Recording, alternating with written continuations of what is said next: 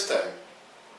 Akati kakati abena munnange byatuuseewo ku side ya Alien Skin bamulumbye ne boonona emmotoka ze akussa n'endabirwamu z'ewaka waabeera. Kati gye buvuddeko emabega yasobola okubeera munnange ng'ateeka omukono ku ndagaano gye yakola n'akulira ekisinde ekya Democratic Alliance Mathias Mpuuga Nsamba.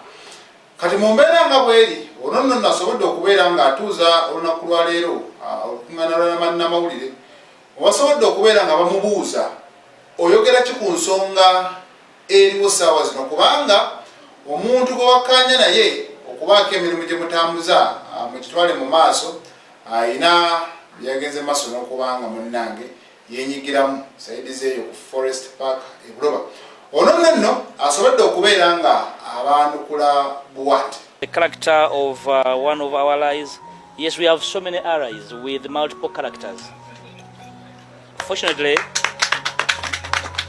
for us, we are alive to their situation, which is why, as leaders, we cannot ignore these young people. Like I said earlier on, these are young and talented people that have been ignored by society. In fact, their exhibition over the weekend is a confirmation of the fact that they have been ignored and therefore they chose their own way.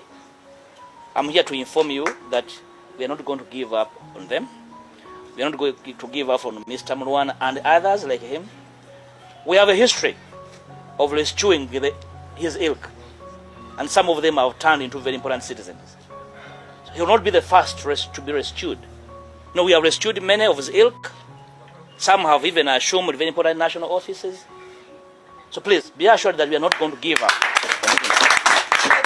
We fully understand his challenges. That's why we endeavor.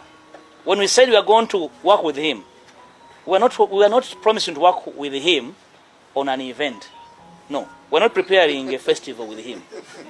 It's a long haul because they have been at it for years. They are a lost generation. You cannot change a generational tide in one day.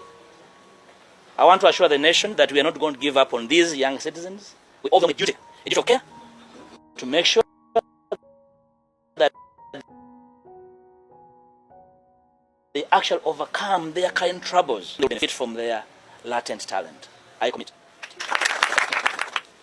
Anawankubadde ebigambo mubiwulira biri mu lulimi Luzungu n'ekyabadde agezaako okubeera ng'ategeeza nti bo tebajja kumwegaana era tebajja kubeera nga munnange bamwabulira.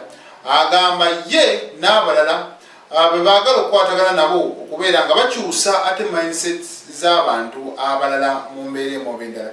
Jjukira ono ku lunaku lwennyini munnange lwe baamulaga eri ensi nti wuuno muntu waffe tugenda kukola naye yasobola okubeera nga akola statement abantu abamu ate gye bavvuunula nga eyali emukuba. Kale ababityo sofa bwe biri Mathias Mpuuga ono nno nga bagenda okubanga bamuwummuza bamuwummulizawo mu kibiina ekya National Unity Platform ye yali vice president w'ekibiina ekyo mu Buganda.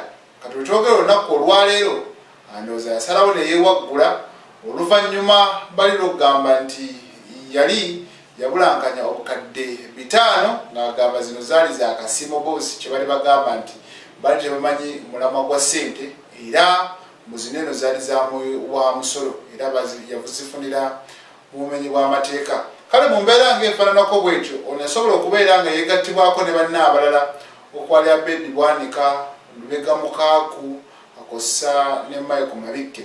Era bwe twogerera n'omubaka omulala Mbwatekamwa ono nno ng'akiikirira abantu b'eyo Entebbe ate ng'era ono nno era emabegakawo yali awanda omuliro naye asobodde okubeera nga ajja asobola okubeera nga abeegattako. Otwogerera ekibiina kya National Unity Platform abaka bangi nnyo abasobola okubeera nga bateetera n'omubaka Mathias Mpuuga abantu kye bagenda maaso n'okubeera nga balowooza nti ono yandibanga ekigendererwa kye kyali kya kusokoola babaka basobole okuba nga munnanga akulita nabo mu mission ze oba mu nteekateeka ze neza agenda maaso n'okubeera nga atambuza.